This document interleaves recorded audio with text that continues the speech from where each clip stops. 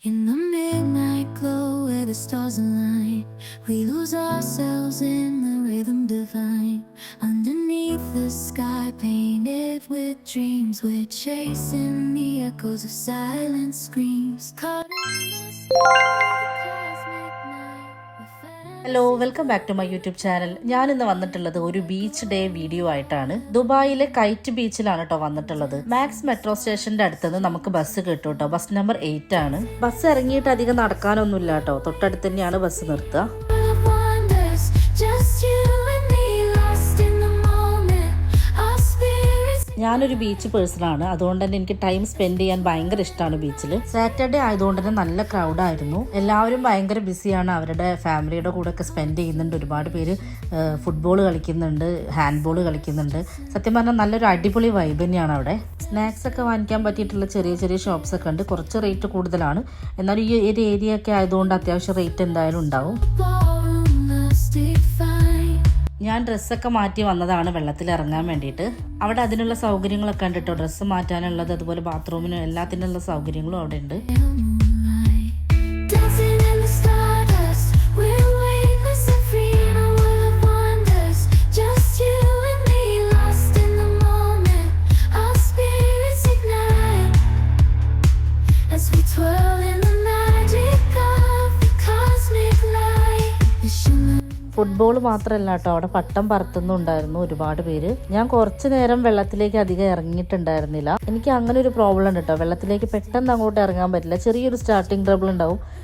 പതുക്കെ പതുക്കെ അങ്ങനെ എനിക്ക് ഇറങ്ങാൻ പറ്റുള്ളൂ. പക്ഷെ വെള്ളത്തിൽ ഇറങ്ങി കഴിഞ്ഞാൽ പിന്നെ കയറാനും ഭയങ്കര മടിയാണ്. കൈറ്റ് ബീച്ച് ആയതുകൊണ്ടാണ് തോന്നുന്നു ഒരുപാട് പേര് പട്ടമൊക്കെ പറത്തുന്നുണ്ടായിരുന്നു. ഞാൻ സൂര്യനൊന്ന് താഴ്ന്നിട്ട് വെള്ളത്തിലേക്ക് ഇറങ്ങാന്ന് കരുതി, കാരണം വെളിച്ചമുള്ള സമയത്ത് നമുക്ക് വീഡിയോസ് ഒക്കെ എടുക്കാൻ പറ്റുള്ളൂ.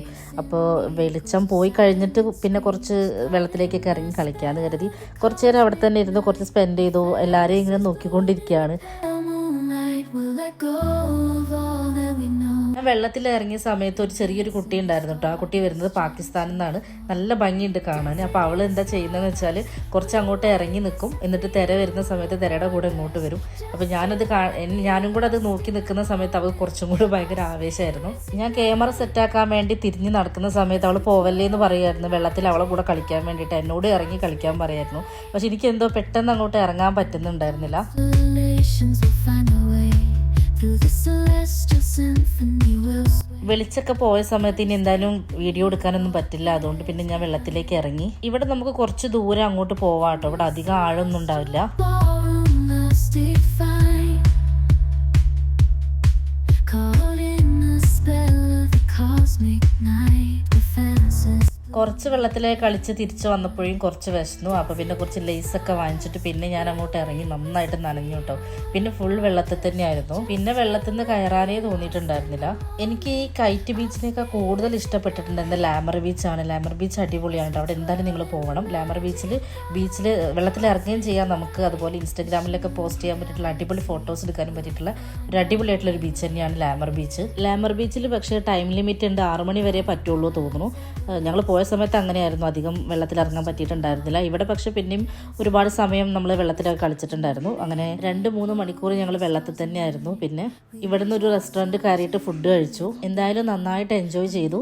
നിങ്ങൾക്ക് വീഡിയോ ഇഷ്ടപ്പെട്ടു എന്ന് വിചാരിക്കുന്നു. ഈ ഒരു വീഡിയോ വൈൻഡപ്പ് ചെയ്യാണ്. എന്തായാലും അടുത്ത വീഡിയോയിൽ കാണാം. അപ്പോൾ എല്ലാവരും ഒന്ന് സപ്പോർട്ട് ചെയ്യുക. Thank you so much. Thanks for watching.